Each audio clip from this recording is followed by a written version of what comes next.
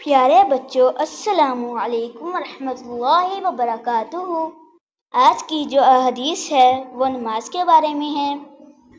اعوذ باللہ من الشیطان الرجیم، بسم اللہ الرحمن الرحیم، صلی اللہ علی محمد صلی اللہ علیہ وسلم۔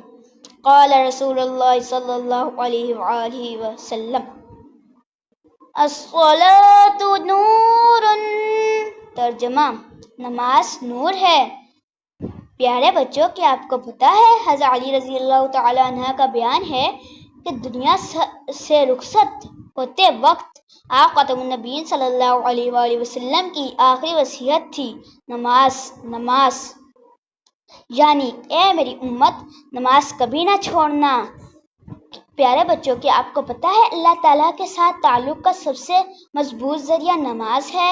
نماز دین کا ستون ہے، نماز مومن کی معراج ہے، نماز ہر مسلمان پر فرض ہے، نماز جنت کی کنجی ہے۔ فی امان اللہ۔